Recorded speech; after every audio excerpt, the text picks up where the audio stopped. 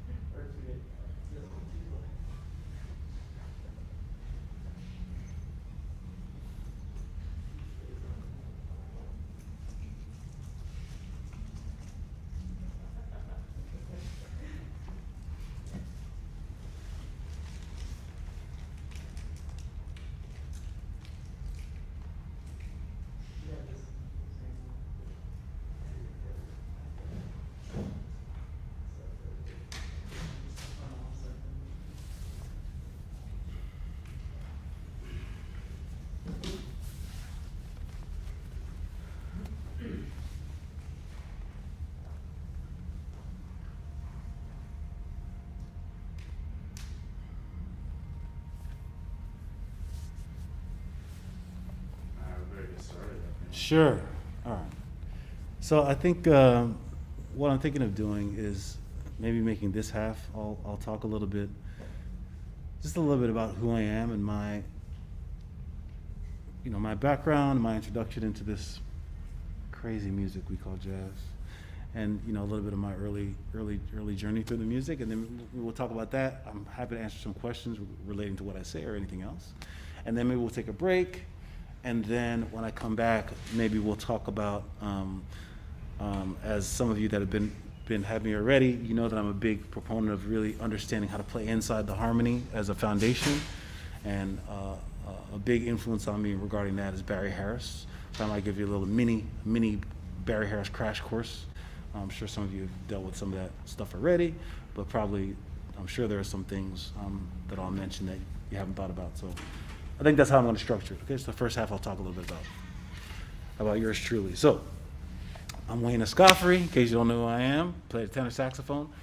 A lot of people don't realize I was actually born in the UK. I was born in London, England. My family's Jamaican, and so most of my family lives in Europe or the UK. When I came to this country, I was about 7 years old. I came with just my mother and I. And actually, we came right here to Miami. My grandfather lived. He passed away now, but he lived. I'm not really sure where, but he lived somewhere here. And we stayed here with him for a while. And I went to Miami Shores Elementary, and North Miami. So I was there for a little while. Left, traveled a lot with my mother. She kind of just trying to figure out where she wanted to land, and we landed in New Haven, Connecticut. I had a pretty unique start in my musical journey. I was always into music, and I wanted to be like a little Michael Jackson. I wanted to be a singer. That's really what I wanted to do. I was into R&B and the kind of music my mother listened to. No, not really many people in my family were musicians. My father played amateur reggae guitarist. He was an amateur reggae guitarist. So, I have vague memories of being in smoke-filled rooms with Jamaican guys playing reggae music, but that's my only really family member who is a musician, so to speak. But my mom was very much into classical music. No one in my family was into jazz. She was into classical music and kind of like soul music, R&B music. So anyway, we ended up in Connecticut after moving a lot of different places. We moved to Connecticut, and that my kind of formal introduction to music was through this international boys choir called the Boys Choir of Men, the Trinity Boys Choir of Men and Boys in New Haven. It's a world-renowned boys choir. We sang, a lot of, obviously, choral sacred works, by a lot of amazing composers like Handel, Dvorak, Bruckner. So I was really exposed to some brilliant, Benjamin Britten, who I really love. I was really exposed to some brilliant music at an early age, and I really appreciate the fact that it was taught to me orally, and I learned everything by ear. We did read music, but I learned how to sight read with my voice before I could read, notes on a page, so to speak. And I think that was a really great way for me to be introduced to music, because I think that that relation has stayed with me. Relating music to the voice, relating music to melody, and relating it to my body.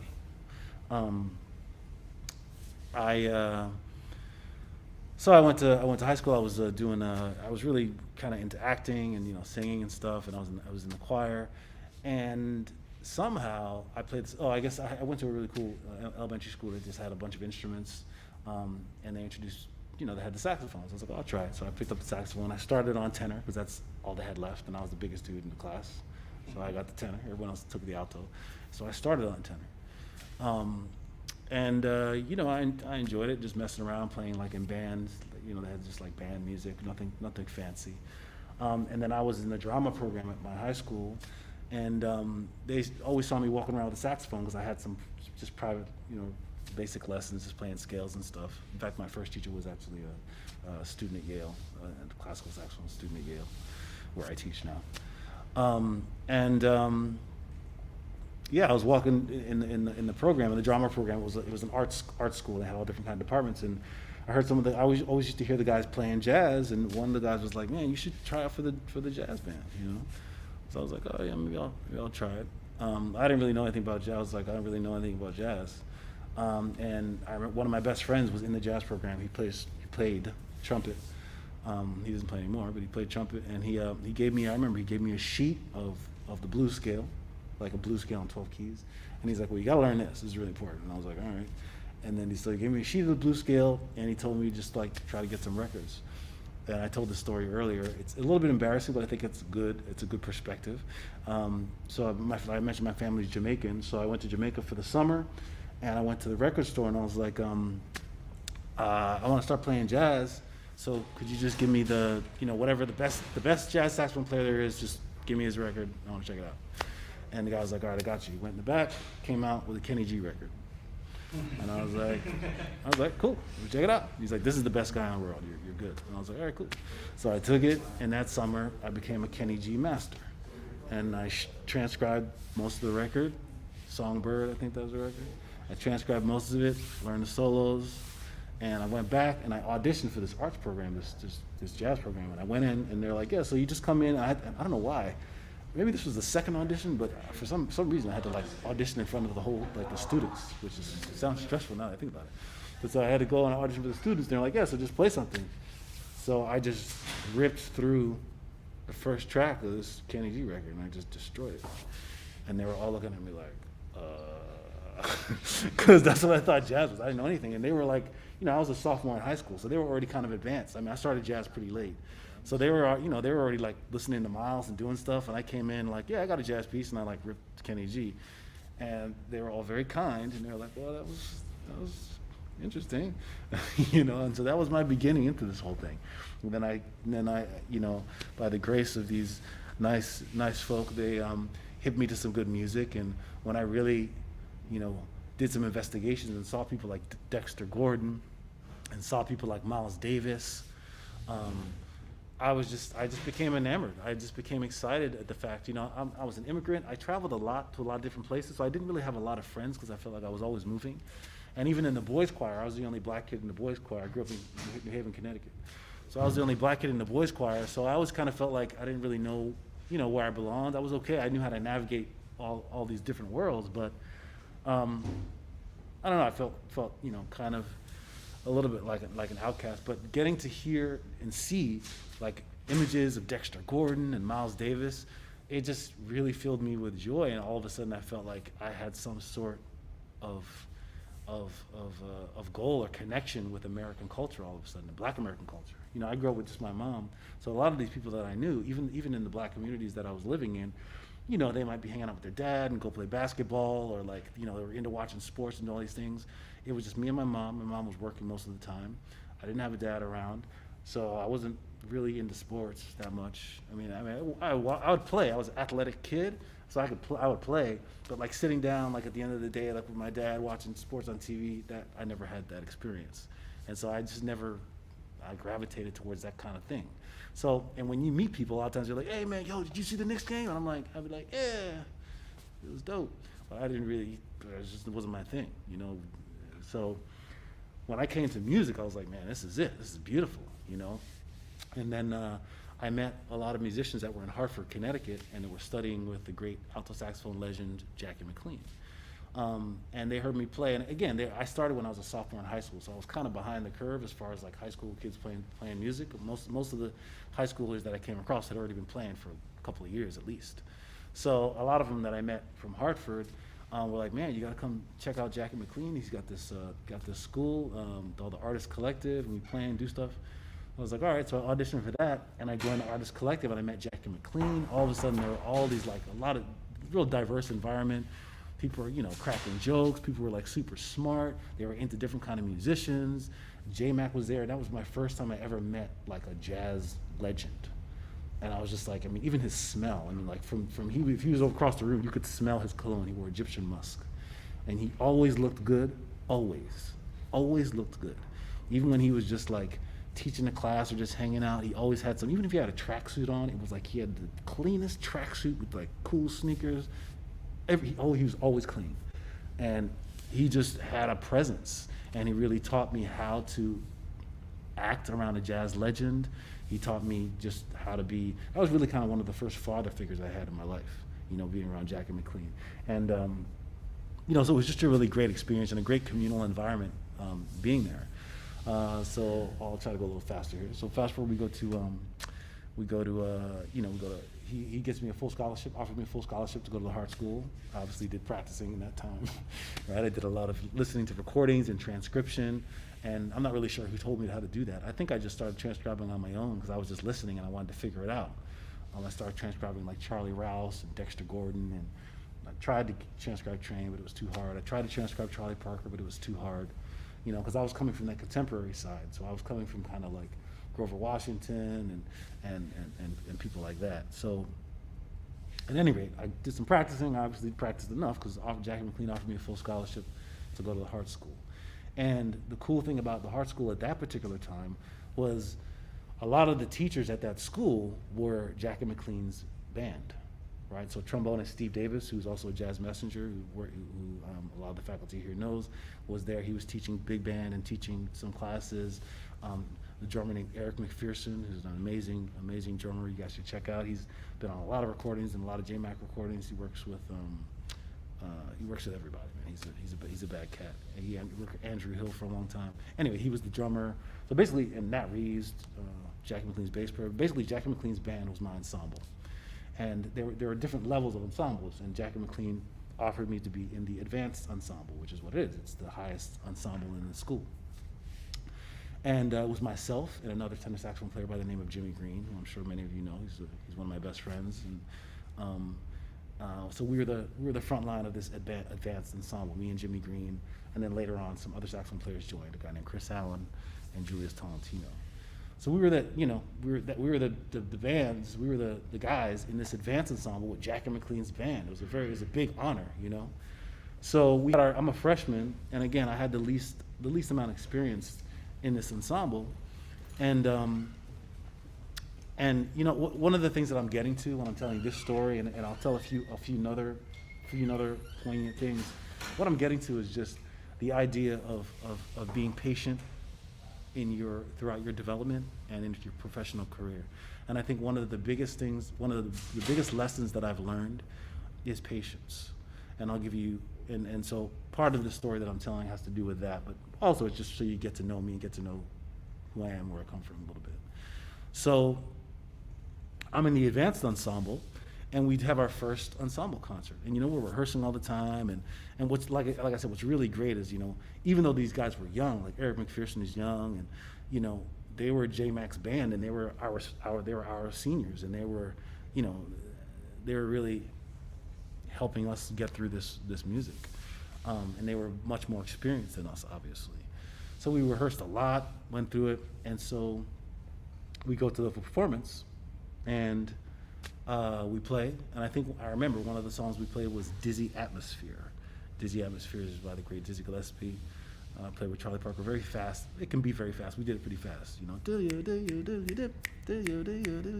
And it's basically Eternal Triangle. If you guys are familiar with the Eternal Triangle, it's Eternal Triangle, but in A flat, so it's even harder, right? So we did that, and I played, and I completely folded. I mean, I just sounded horrible. I mean, that's an objective assessment of the situation. I sounded horrible. And I should note that one thing that I had struggled with from when I was probably in my early teens until my early 20s is stage fright. I had pretty bad stage fright. And it was more than just I got nervous. I mean, I had stage fright.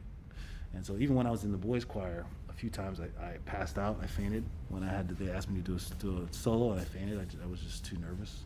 I was really thinking a lot about what people thought about me, what my fellow students thought about me, what people would think. I don't know what I was thinking, but I just had a really severe stage fright. And I would practice a lot, and I would sound pretty good. And I got by because the main way that I got by was, I think, just over preparation. So I would just try to practice, and I would sound okay, but I had, basically when I sang, if I got a solo, which they learned to not give me solos, if I got a solo, a couple of times I fainted. If and playing the saxophone, my hands would shake a lot. It would get really wet, sweaty, and I couldn't even hold my horn enough to get out what I was trying to play. I was so nervous, and so this happened to me at that concert, and I felt really bad about it. And J-Mac was really nice about it, and he came up to me and he's like, there's always going to be another time, son. Always going to be another time. And I was like, I just heeded that, And he was generally a tough love guy, but he knew that if he gave me tough love in that moment, I might have broken, So he was very cool. And I went to lunch that afternoon. I don't know why I'm telling this whole story, but whatever, I am. I went to lunch that afternoon, and I go to the lunch table, and I go to the table where I usually go, where some of the guys that I know, and I see a lot of the dudes laughing, sitting there laughing. And so I go over, I sit down, and they're playing a tape of my solo at the lunch table, and they're laughing. I was like, oh shit, that hurt a lot. And I just tried to act cool, and I was like, oh yeah, whatever. I didn't, I don't know what to say, whatever. And from that moment, I decided that I was going to be a bad dude. Right? And I decided that, for whatever reason, I might need to work a little bit harder than other people. Maybe because I have this problem, this stage fright, or maybe just because whatever reason. I don't know. I don't really care. All I know is that that's not going to happen to me again. And all I know is that if I need to practice 5 hours a day, I'll do it. That was enough for me. I decided that I need to practice like 7-8 hours a day. And it might sound like an exaggeration, but I'm not exaggerating. In college, I practiced 7-8 hours a day. I woke up, Jack and McLean's combo, or he had a sax class. He called it sax class. It was like 20 saxophone players in the room and just him. And that was our lesson. That was our private lesson.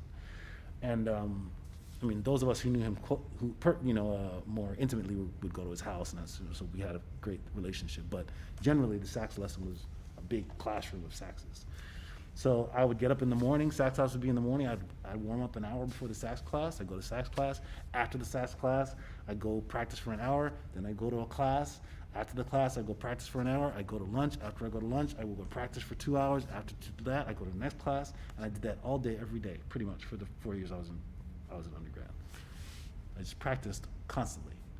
And some of my friends who had more experience, as I told you, I kind of started late.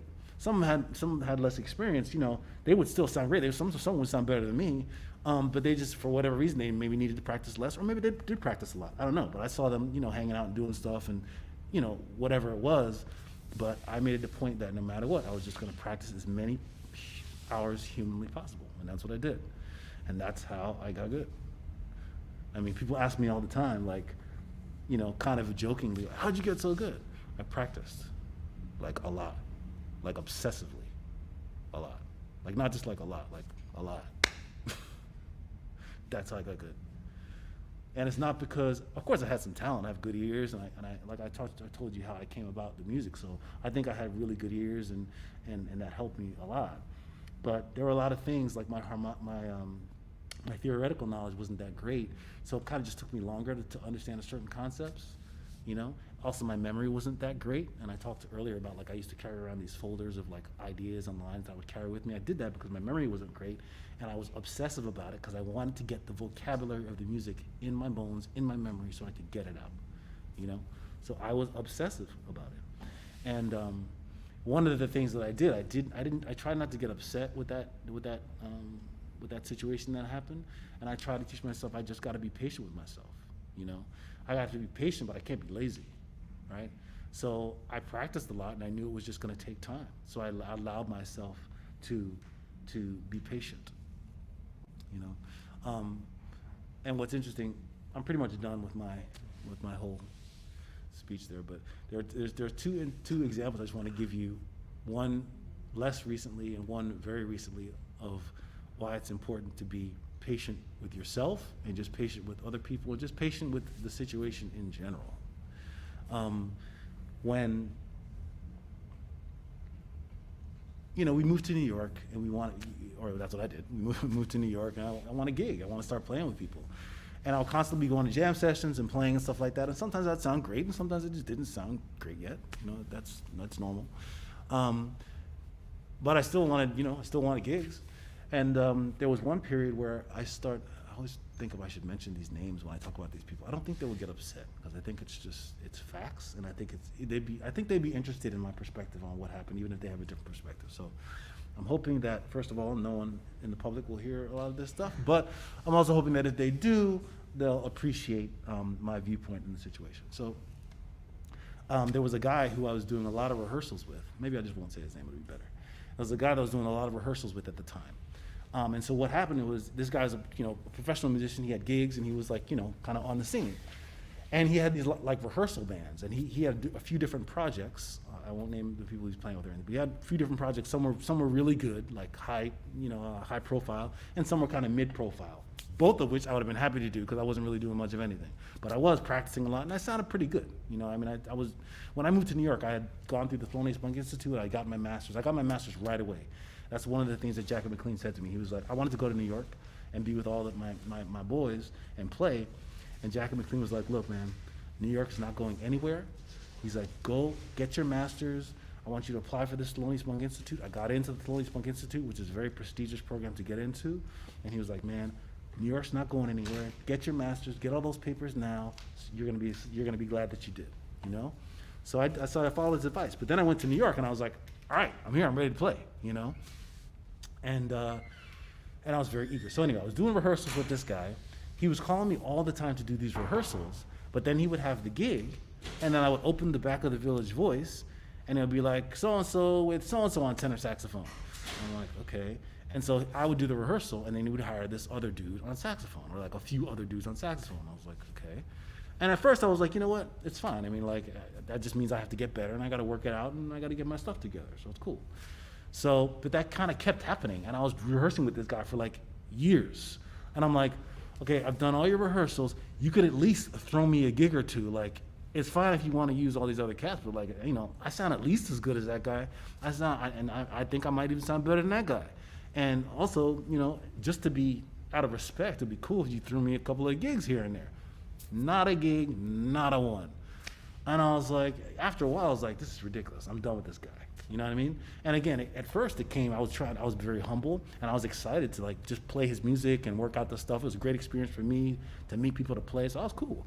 But after 2 years of that and not getting one gig, I was like, no, I'm done with this guy, right?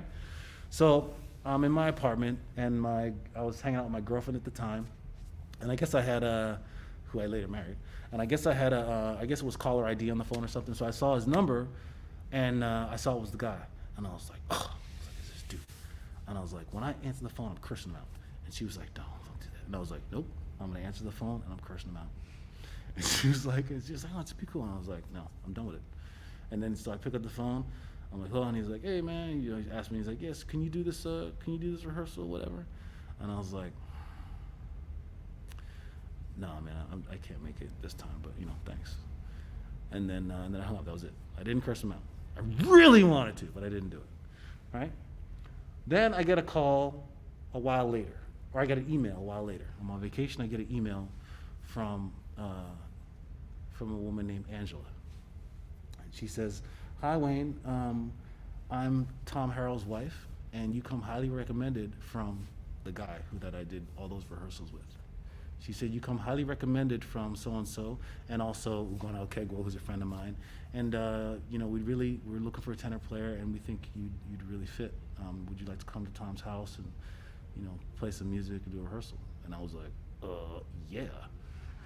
And that taught me right there, just be patient. Just be cool and just be patient and just work hard. So I don't know why he didn't hire me for any of those gigs. Maybe he had felt some sort of allegiance to some of the other cats. Maybe he just thought I wasn't ready. I don't know. But what I do know is that he appreciated what I was doing enough to have me in his back pocket to recommend me when the time was right. And maybe he thought, you know what? I think Wayne needs this gig. So maybe I'm going to mention it to Tom. I don't know. But all I know is that I'm glad I didn't curse him out. And I'm glad I just shed it. And I'm glad I built up that muscle for shedding 8 hours a day. Because when I moved to New York, don't call me for a gig, I'm staying home and I'm practicing. That's what I did, you know? And one last quick example of more recently of me being patient is, and then I think we have to take a break, is, again, I won't name names, but more recently, I collaborated with a classical musician. And I've collaborated with classical musicians many times over the years. Many times with Tom Harrell, actually, we did a few projects with strings. But you know, classical musicians have a different interpretation of time, a different interpretation of music, because they're coming at it from a different point of view, and we all know that. And it can be a challenge working with them just for that very reason. And it takes a lot of from both sides. It takes a lot of give and take. We have to, some things we might have to sacrifice, some things they might have to sacrifice or alter, and that's just the nature of collaboration. You know, and I think it's a great thing for both parties when you collaborate with classical musicians or classical musicians collaborate with jazz. So I was in a situation recently where this composer said he was going to write some stuff for me, or he said he had a piece he was going to write, and he wanted to do it with he and I, just duo, and present it and everything. And he's talking about it. I'm like, okay, sounds great. You know, just send me the music, and it's via, you know, it's via like you know, it's a web-based type thing. So he's gonna record it, record the music, record himself playing it, then I have to do the same thing, then we have to sync it up, it's a whole thing, you know? But I was like, you know, and there's no pay. There was no money involved. And this is recently. There's no money involved. I'm like, that's, you know, it's cool. I was happy to do it. And this is happening, I say it's recently, this exact same thing has happened to me a few times, so I'm talking about one instance that happened. In case anyone wants to try to figure out what it is. It's happened a few times, so. So I've been listening to the piece and working with the piece, and I finally get the music, and the piece is definitely interesting. It's not something that I would normally, and it took me a while to kind of understand the phrasing of it, because it wasn't like, you know, I've listened to classical music, which I'm sure we all have, and I hope you do listen to classical music, because it's very enriching, and you can learn so much from it, and I'm still doing so. So I've listened to classical music, but it wasn't like anything that I've listened to. It's not like it was, you know, any Renaissance music or Baroque music or like anything, or any, you know, classical orchestra stuff. It was very unique and different, you know. So it was a little bit challenging for me to really understand the phrasing of it, but I really took a lot of time with it and just kind of, I would read through it a lot and listen. He sent me, and a lot of musicians do this, and I think this is great. He sent me like, you know, like MIDI files of it and stuff, so I could really hear it and like read it and stuff. And I was like, oh, okay. So I started to kind of get it. and get an idea for it. So I felt pretty good, and then I practiced it on my own. I put in the work. So I felt pretty good. And then so finally he sends it to me. He sends me a MIDI or a file of him actually performing the piece. And it's along with a click track, but the click track wasn't with what was happening. And the way he was phrasing it was just like, you know, there are phrases here, then it would jump here, then it would go here, and then I was just like, what is this, man? This is not, you know. And then I tried to play along with it with the click. It wasn't working with the click track. If I try to just read it and play along with it, you know, I have a good time and I know how to read, and I was just doing it. I'm like, let me just play it. It wasn't lining up, man. And there were a lot of different parts that were like, a lot of call and response things happening, and some really intricate thing would be playing. And I'm talking, when I say intricate, there's like, you know, 30-second note rests with like a 16th note and then like a flurry of 30 seconds. This was not a run-of-the-mill piece. You know, you need like consistent time to play this piece. And I'm looking at it, and when I say the piece, I'm open, it's like this. I had to tape this thing together. It took me a long time to tape this piece. And I'm looking at this and I'm like, and then I was gonna email the cat. And I was trying to think of a tactful way to email him and be like, look, man, I'm not doing this. Or to be like, you know, it's all over the place. It's like, I mean, it sounded pretty good when he was playing it, but I'm like, it's not what's really on the page, you know? So, and I'm not, you know, and we're not together in the same room, and I'm not psychic. Like, so, I mean, you know, and I was thinking of a way to email him, and I actually started an email. And I do this a lot too. When I want to say something, sometimes I write it down first. I write an email and I read it first, and probably 50% of the time I delete it. You know, but I wrote it down and I read it, and I was like trying to think of a tactful way because I was kind of pissed, to be honest. And it's not entirely his fault. He was just feeling the piece a certain way, and he was a composer. Maybe just, you know, I don't know, whatever. I don't know whatever reason. I can't, you know, but I was just kind of pissed. And but you know what? I just sat back and I looked at it and I was like, well, what's going to happen when I send this email, right? I'm going to send an email. Is he going to read it and be like, oh, yeah, maybe my time's not good. Okay, I'll record the whole thing again with good time. Is that going to happen? No, it's not going to happen. He's not going to, you know, he sent it like that. He's not like he could have sent it a different way. He just chose not to, right? That's the way he either wanted to do it or can do it. So I'm either going to accept this challenge and put in the time and do it, or email him and be like, I'm not doing it. And then it's going to be like Wayne Escoffery said, I'm not doing it to this. He's going to go to someone else and be like, yeah, Wayne didn't want to do it. Can you do it? And maybe that other person will put in the time. I don't know. So I thought about it and I was like, you know what? Let me just do this. And I was kind of grumpy about it. I'm not going to lie. I was grumpy about it. But look, I put in the time. I did piece by piece. I didn't call him, I didn't email him, I didn't even talk to him, I didn't say anything. I was just like, let me just do this. And I spent several days working on it, going through piece by piece. I listened to what he was doing, and I kind of understood, okay, he's speeding the tempo up here, and I get it. It kind of goes with the phrase, even though it's not with the click and it's not with what's written. I'm like, okay, I get it. He's speeding this up here. This part's dragging. Okay, this part's doing this. And I went through the whole piece and figured that all out. And then I recorded it. I recorded the video, and then I had the solo. And the funny part is the soloing part is easy. And there were no chord changes, by the way. That's another thing. And I have another artist that does this, the great bass player, I'll say his name because he's cool. Lonnie Plaxico, the great bass player. This is not the composer, this is a side story. Lonnie Plaxico is a great bass player, and he writes a lot of intricate stuff, but he doesn't write chord changes. Lonnie Plaxico will write the chords, and the chord changes will be like all notes dictated out with rhythms. And those are the chord changes you got to solo on. It's like, okay, more work for me, thanks. So, but anyway, so this guy gave the chord change. My solo section for this classical piece was like that, just notes stacked all over the place. So I had to go through the sheet of the solo change. I didn't get paid for this, by the way. I had to go through the sheet of all the solo changes, write down what I thought the sounds of them were, go on the piano, I had to do all that. Then the solo part was easy because I've been soloing forever. And I was just like, let me just rip that out. Boom. I did like 2 takes, maybe one. I was like, all right, that's fine. And it sounded good. And then, and then I went through the piece like I told you. I sent it to him, and he called me. He was like, oh my God. He was like, man, you destroyed it, man. He's like, it's amazing. He's like, it sounds so good. Your sound, the solo. He can't, to this day, he's still emailing me enamored with what I did. And I can't lie, man. I'm proud of myself, man. I destroyed it. And I just took my time and I went through the whole thing and I just put in the work. I just didn't take the easy way out. The easy way out would have been to email him and would have been to complain about it and would have been to be on my high horse and been like, you know what? I don't care. I'm not doing it. Guess what? Find someone else to do this for free. Good luck. Could have. I just didn't. I didn't for my own, in a way, for my own vanity, right? Because I wanted to be like, you know what? I want to do it. And sometimes I think, what would so-and-so do? What would this colleague of mine do? What would this professional guy do? He would probably just kill it, just destroy it. So I was like, I'm going to do it. And I just did it. And I was very proud of myself. And I listened back to it. Sounds good. With all the rushing, with all the dragging, with all the stuff, sounds pretty darn good. You know? So that's another example. Just be patient and be diligent and put in the work. Don't take any shortcuts. Put in the time, put in the effort. And if it doesn't kill you, you know, it's a funny expression. If it doesn't kill you, it makes you stronger. And all of this stuff is going to make you stronger. There's no need to take shortcuts. Just put in the work, man. Just put in the work.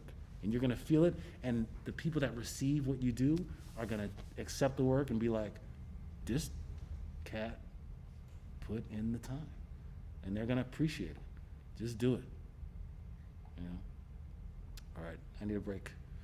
Any questions before we take that break about anything? You can ask questions after the break too, but if you have any questions, or I'm talking a lot. I feel like I've been talking for 40 minutes. You're new, right? I don't go here. You're a perspective Yeah, student. perspective. Yes. Where are you from? Denver. Denver. You play bass, I heard, right? Yes. Okay. You good? I don't know. You're like, no, that's why I want to come here. Maybe. Cool. What kind of stuff are you into? I don't know. Come Jazz. on. Like, what do you mean? Just Like, who do you like? What are you into? Who do you like, like? who do I listen to? Yeah. All sorts of stuff. Like Like what? old bebop, Oh. classics, Bird, all that. Okay. I like the Miles Davis quintet a lot. Good. Like the first great quintet. Nice. Chick Corea, one of my favorites. Yeah, cool. Yeah. Good. Jocko, Good. obviously. Yeah, good. It's a good place here. Good. No questions? Nothing? I've been talking for so long. Yeah. More like, I guess, a question for how you would function as a professor if you got the job.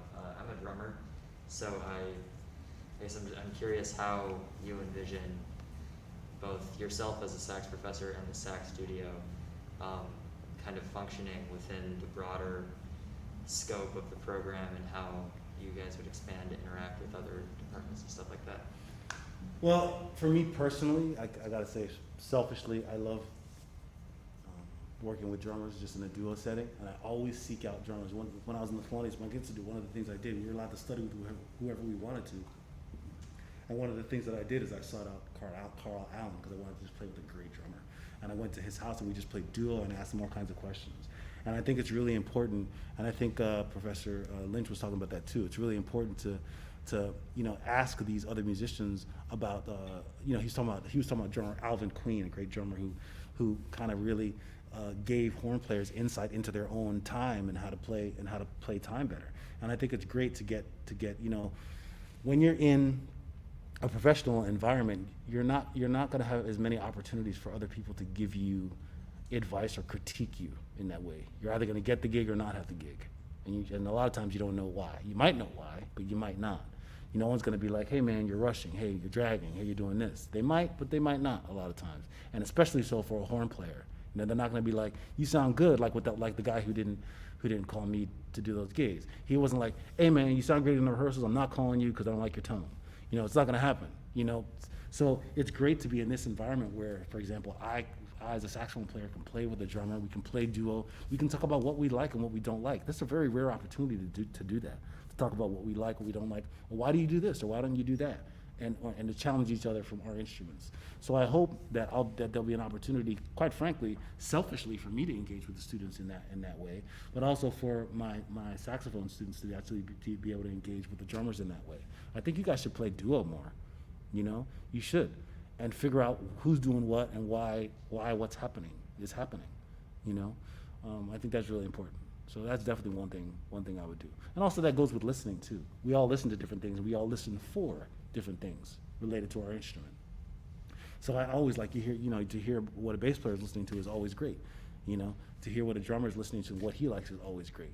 Drummer's going to be listening to, Lifetime, Tony Williams records, and Elvin Jones records probably more than a trombone player, for example. So it's going to be good to get your perspective as a drummer as to what you're checking out and what you want us to check out. I think it's very fair, even for students. I think it's very fair, in a constructive way, for a student to articulate to another student who plays a different instrument what they like about that instrument, and what they feel like that they need. I think that's very valid. I don't think we need to be always telling everyone else what to do and everything like that, but I think it's valid to say, you know what I've always wondered, or you know what I always like, and to just see if I, as a saxophone player, could accommodate that. Or I, as a saxophone player, say, oh, really? You like that? I never really thought about that, because I'm not really into that, or whatever. That exchange is very important. So yeah, that's what I would. Yeah. Good question. Any other questions? All right, well, let's take a little break. You guys can think about it, and then we'll come back and maybe I'll talk a little bit more about some other stuff, or I'll play a little bit. All right? Cool.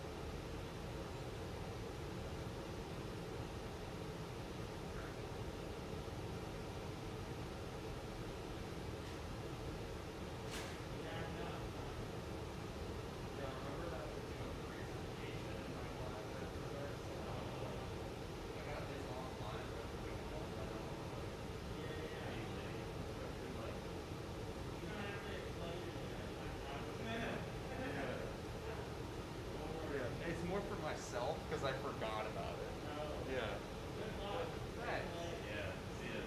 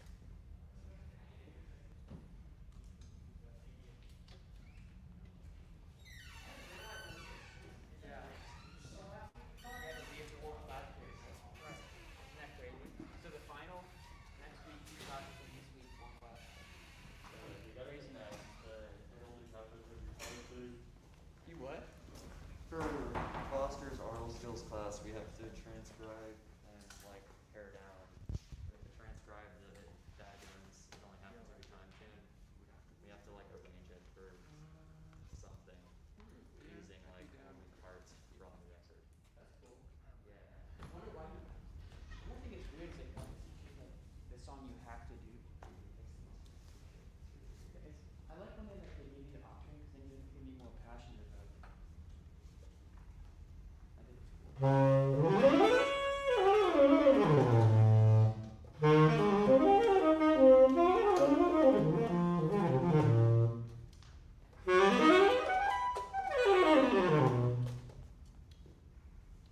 my daily warm-up right there. Just so you know, we talked maybe 15, 20 minutes. Yeah, I'm sure. Yeah. When you get to it, there's a piano player. You wanna play for a second? Okay.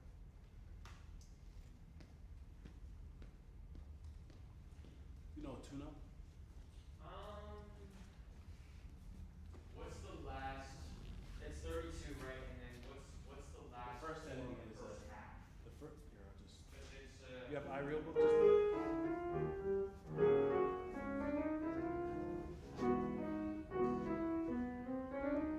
it's just 3, 2, 5, 1, 7. And then and then the next 4 bars is E minor to F dominant 7 to B flat to A. Okay, and that's and what's the first 2, 5 then? Play it right in D. Is it D? So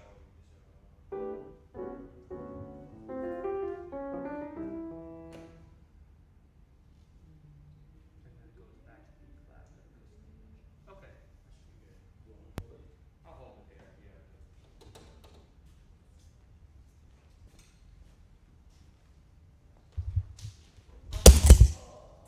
Nice. That's track. Yeah, I think I know where that is. Like Jonathan says. Yes, I've seen some of those are nice. You guys got like a little Velcro thing. Yeah. Nice. What do you play?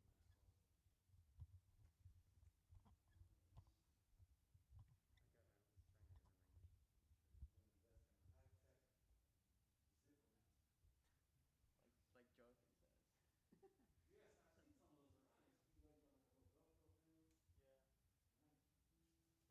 one. No, not this. Oh, you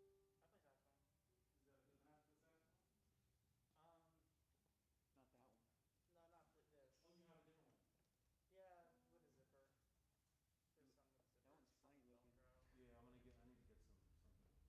So I'm gonna hand a few things out. It's a lot of information. We're not gonna go over all of it. You guys are lucky in that I'm giving you stuff from my book that you can have and keep and use in the future, whether I come here or not. So I think it's just this first thing I'm handing out is just 2 pages. So just take the first 2 pages and then pass it on.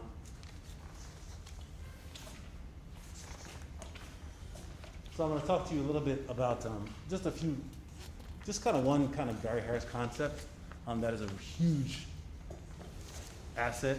And once you really dive into it and explore it, expound upon it and use it, and understand the variety of ways and places that you can use it, it's extremely useful in just really getting through and playing standard chord changes, standard chord progressions. 2-5-1s, your minor 2-5-1s, basically all the chords in the major modes and all the chords in most of the chords in the melodic minor mode. Right, basically all your standard chords you're gonna be able to play with some of the stuff that I'm talking about. And like I've been saying throughout the time that I'm here, in addition to transcription and all that stuff, a great way which is how you really want to ultimately digest the language, you want to have kind of like clear concepts for how to play changes. I think some go-to things, because like when you're playing tunes at fast tempos, when you're getting changes thrown at you when you're sight reading a song, it's good to have ways just that you know automatically to play through changes and ways to create kind of bebop-ish lines and play through the vocabulary. Okay, so that's the idea of all of this is. Yeah, it might be a little loud, right? So I'm going to try to, I've never done it this way, but first I'm going to try to just play a little bit on tune-up. I'm not going to do it, I'm going to try to kind of, this is just one aspect, what I handed out to you called pivoting. I'm going to talk about that in a minute. But I'm just going to try to incorporate a little bit of both of what I'm going to talk about, just a little, and then I'll dissect it, okay? So let's just play, this is a song, standard song called Tune Up, okay? Let's go. 1, 2, 1.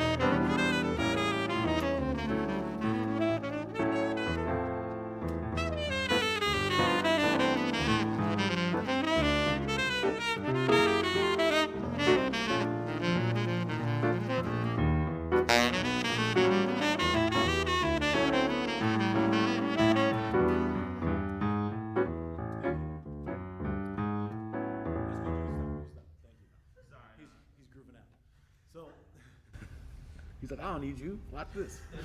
All right. So I was combining a few things. One thing called pivoting, and then what I'm sure most of you know as the bebop scale and some bebop scale techniques. A lot of people know the bebop scale, but they don't know there are a lot of other chromatics that you can add to the bebop scale, and there's things that you can add to the bebop scale to kind of give it some variety. I kind of played I tried to play kind of simple just then so you could really hear it. But the first thing is the idea of the pivot. And what pivoting is, it's taking this basic exercise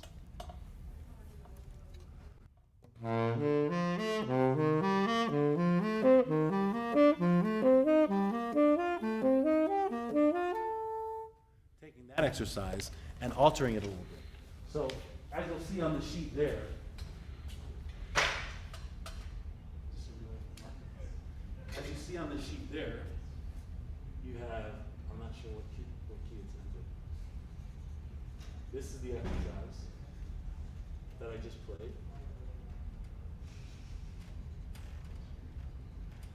And what the pivot is, all it's really doing is, maybe I'll write it around for the sorry.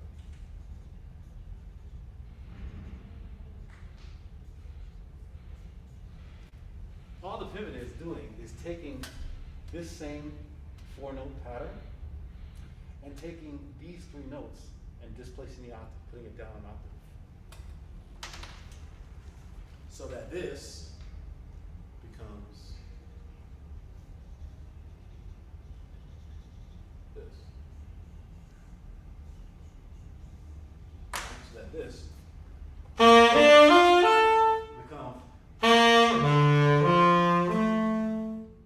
Alright, you guys all understand that?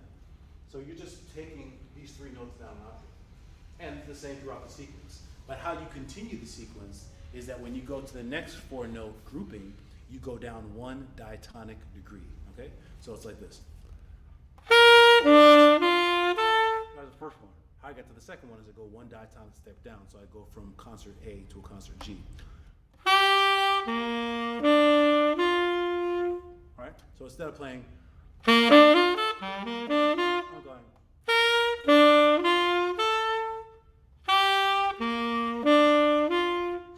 How I get to the next one?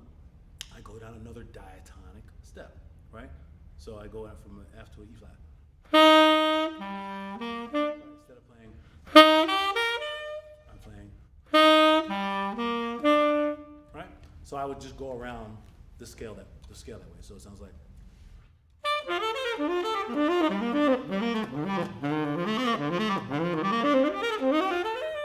And when it gets out of my range, I can just not do the pivot and just play the exercise, the 4-note sequence as originally written, right? So.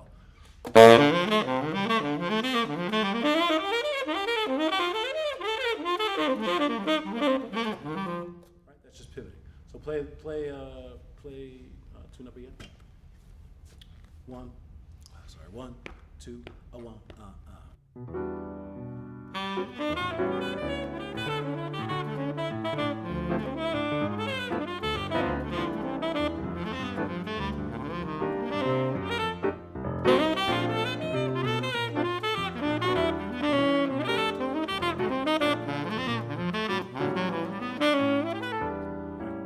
basically pivoting and I'm changing keys. So in a way, I'm just playing diatonic, right? I'm just playing in the key of D major for the first 4 measures of this tune-up. Then the chord progression goes down one whole step to a 2-5 to a C major. I'm just playing in the key of C major for 4 bars. Then I'm playing in the key of B flat major. I haven't thought about voice leading. I haven't thought about anything deep harmonically yet. I'm just pivoting and playing this exercise. And like I said, when the pivot's out of your range, or if you just want to not do that shape, you can just.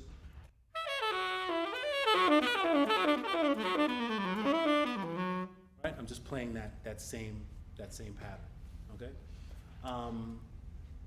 And we're gonna stick to this first pivot, but know that in your practice, you can vary the pivot. Like you can play the first 2 notes.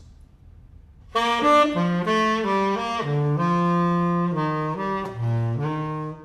You can change the pivot, so you can play these 2 and then take these 2 down an octave, or you can play these 3 and take 1 down an octave. You can experiment, right? And that'll give you some kind of variety in the shape of your most part, with this exercise and with what Barry Harris talks about, he really talks about just doing this one pivot, just this first pivot. Okay? So I want to stick to that for now. And so the way you would practice this pivot, the way I practice this pivot, is I really go through all kinds of tunes. And I should point out, and I'm sorry for repeating myself, if some of you have seen me already since I've been here. But basically, what I like to do is take during my practice, I guess this is why it takes me so long to practice. This is why I practice so many hours. During my practice, I like to take one idea, and I like to just drill that idea in a variety of places, so that whatever idea that is, I've actually really mastered it, right? Instead of knowing a bunch of things at like 60%, I'd rather know fewer things at 100%, so that when I do something, I can execute it, and I've equated this, talked about, being like martial arts, just being able to move and being able to go in any direction at any given time with what I'm doing. So I like to have the freedom of that. So I would take this idea and I would play it through whatever tune. I would play it through every tune I can possibly. You have a question? Oh, I'd play it through every possible tune that I can think of, just so that I can get used to pivoting. Maybe I shouldn't. I'm putting myself on the spot. I don't know why I always do that. I think of things that I do. I'll try this, and I'm like, can I do it? You want to try a tune? Let's try a tune with kind of like more changes, and I can try pivoting through it. Like I don't know.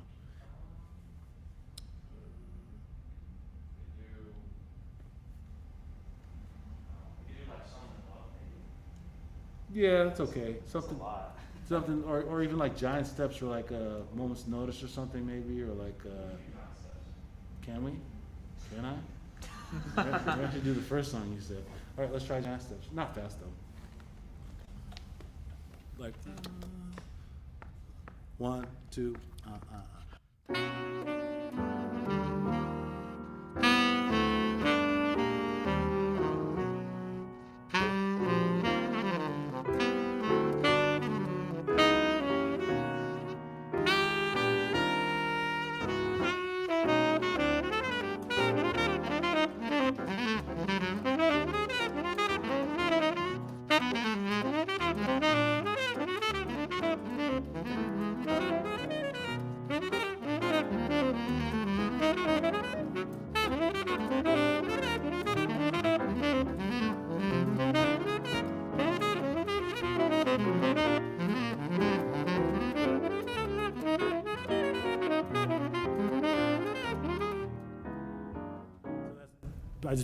I didn't play anything. I didn't think about any voice leading. I just pivoted through the tune, right? So I just thought about what key I was in, and I played that shape through it, right? So like.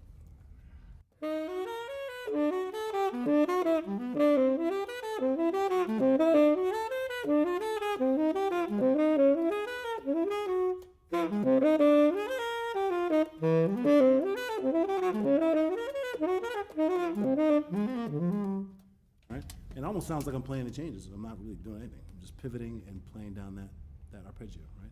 So that's pivoting, right? That's a fast crash course on pivoting. So like I said, I would practice that through all my tunes.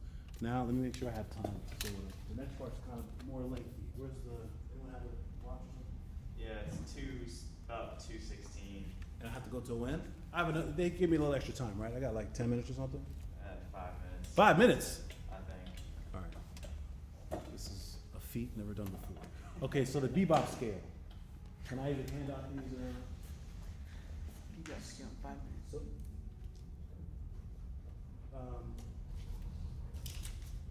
I'm not going to hand out the sheets because I don't want you guys to be distracted by the papers and not paying attention to what I'm saying. So you're just going to listen to it. So the bebop scale. Everyone knows the dominant bebop scale. We're going to talk about the dominant bebop scale, right? That's a half step between the root and the seventh, right?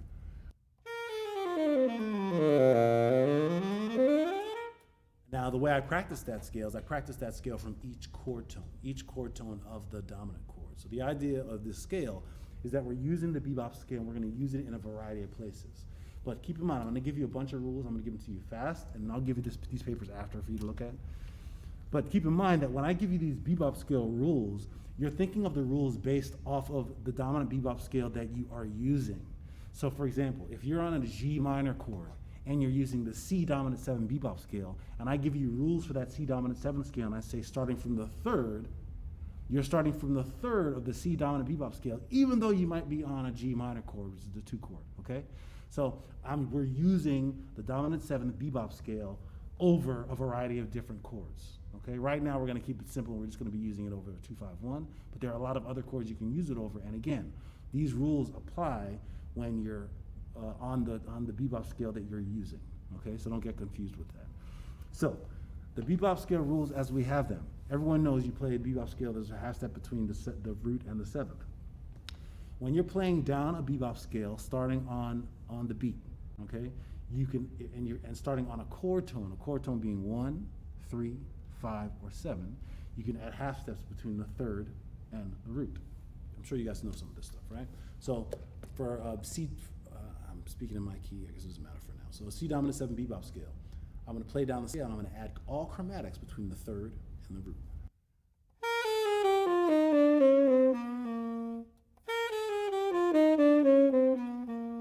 Now I'm gonna play that down from the 7th.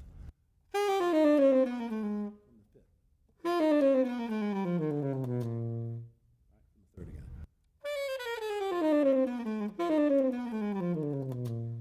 Okay? So that was playing down the bebop scale, starting on a chord tone from the root, from a chord tone, from the root, the 3rd, the 5th, and the 7th. Now this is what we call, or what I'm calling, a non-chord tone rule. When you start on a non-chord tone, being the 2nd, 4th, or the 6th, you play down the bebop scale from the 9th to the 7th. So for example, I'm gonna play down the bebop scale, the C, dominant 7th bebop scale, starting from the 6th degree. Now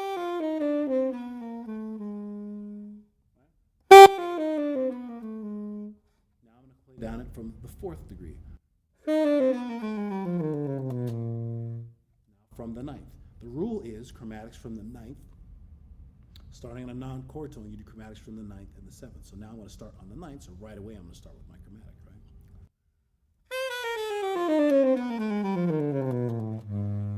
Okay.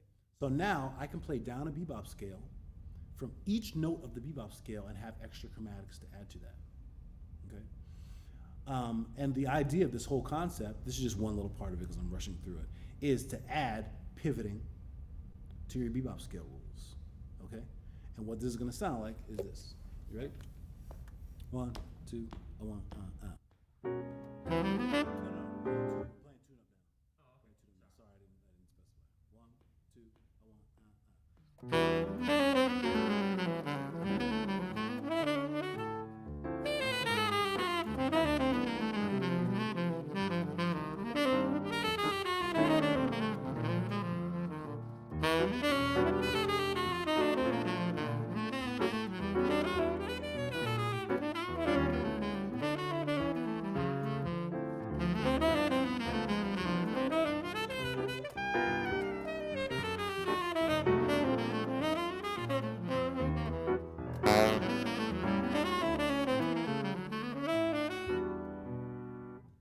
All I've done is play the bebop scale with my rules.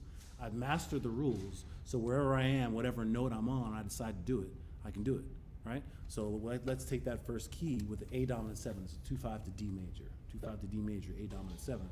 I can decide, okay, I'm gonna start on the note B, I'm gonna pivot once, play down the bebop scale. Okay,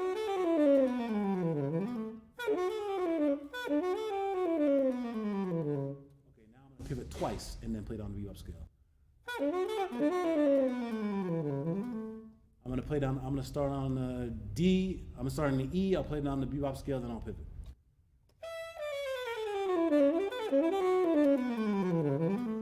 I can start on any note, I can pivot on any note, and I can play the bebop scale on any note of that, starting on a chord tone, right? Without a problem, because I've taken my time mastering that. And it sounds like I'm kind of playing through the changes. It sounds pretty good. And this is just one way of being able to play almost seamlessly through standard chord changes. And what a lot of people don't realize is there's a lot of places where you can use this bebop scale, a lot more places than people realize, you know?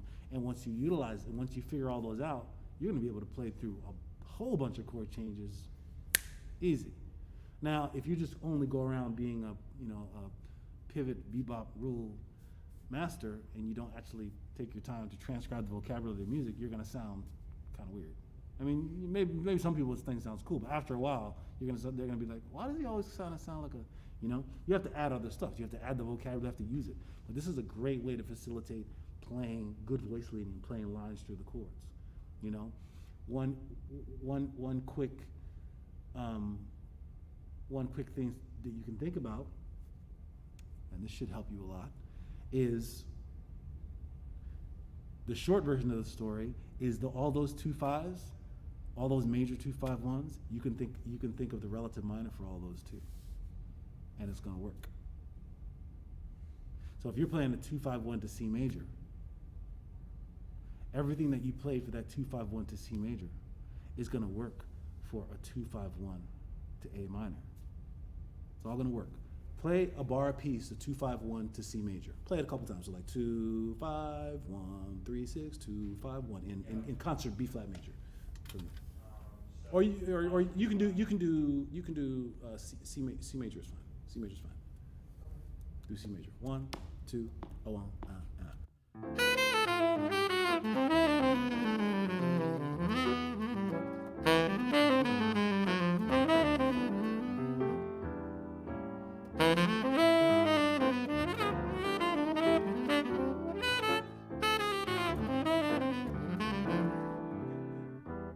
Good.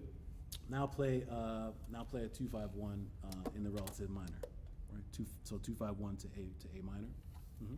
Go ahead. 1, 1, 2, 1, 2,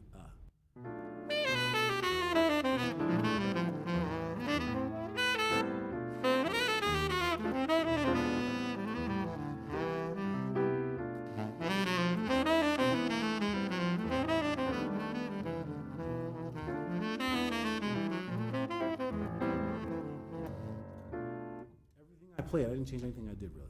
I just basically still played on that G dominant 7th, and it worked in the relative minor. The only difference, and it sounds like I'm playing the changes, right? The only difference is once you start getting used to this, and once you start adding in other things, the one note that's important on the relative minor 2/5-1 that you're missing is that third of that dominant, right? That third of the E chord. So you're playing a line, you can just add in that third and play up the diminished off of the third of the dominant, which is important to really capture the essence of that sound. Yeah, you don't have to do it all the time, because if you don't, you're just playing a sharp 9, it's fine, right? But every now and again, it might be nice to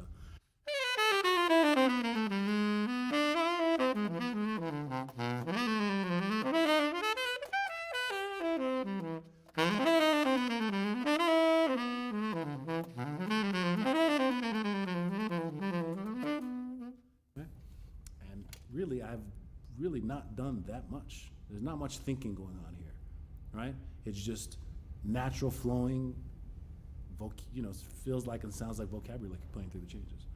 So that's a little taste of some of my Barry Harris stuff and how I talk about it, and how useful I think it can be. Does anyone have any questions about that? I know we're short on time, but if you have any questions, I think I have a few minutes. Gotta have some questions, either about that or something else that I've talked about. Yeah, you're just talking about the same concept, but you're dealing with dominant chords that have certain alterations in them. So if you're starting on let's say a sharp 9 and things like that, do you change the whole system, or you just kind of change a few of the rules to let things fit chromatically? I'm not sure what you mean. You don't really have to change. If you're going to use that dominant scale system, you don't really have to change it much. Like for example, play a C, that's like a C altered, like a C sharp 9 flat 13 chord, right? What dominant? Based off of what I said, I know I gave you guys a ton of information. Based off of what I just said, he's playing a C altered chord. What bebop scale would I use? What dominant bebop scale could I use based off of what I was just saying? He's playing a C. E flat? Good. Yeah. E flat.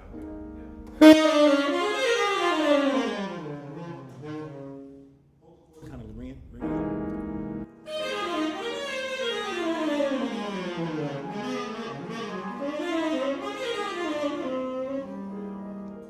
Or change anything, right? That's the whole idea. You don't have to think about it. If I want to get deeper into the sound of that chord specifically, then sure. Then I can use my altered dominant scale. I can start thinking about other things that I might want to use. But as far as this bebop thing, it's the whole idea is to be able to have that fluidity and have those lines. You don't have to change anything. Yeah, that's cool. The rules are still the same. Play that chord again. I'm start, so we said I'm gonna use E flat dominant bebop scale, right? I'm gonna start on the note C. What rule am I gonna use if I start on the note C? He's playing he's playing a C dominant 7 bebop. He's playing a C altered scale, right? I'm gonna start, right? I'm gonna start on the note C. What rule am I gonna use?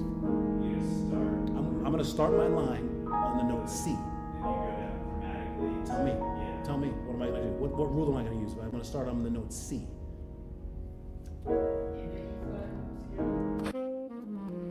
Yeah. Is it just like both nines?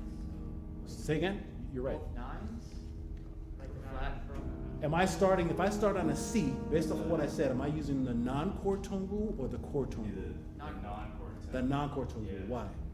Because it's the non-chord tone in the E flat. Because C is the 6th of E flat. Remember the first thing I said was that when we're using this, we're thinking of the rules based off of the bebop scale that we're using over the specific chord. Yeah. So because he's playing a C altered chord, and because we're using our E flat dominant 7, and because I'm starting on a C, we're going to use the non-chord tone rule, right? So play it.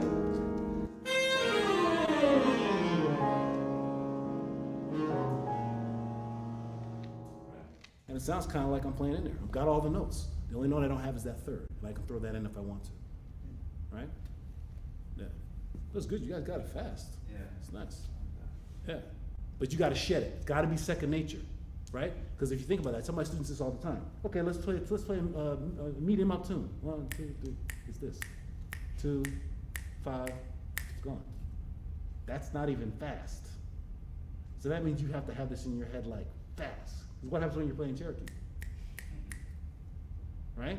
So this has to be like, one of the things Barry Harris did kind of as a joke, he took his watch off and he's like, all right, who knows their bebop scales? And then, some smart kid would be like, I know my bebop scales. And be like, okay, good. Play B flat bebop scale from the 3rd. Go. Drop his watch.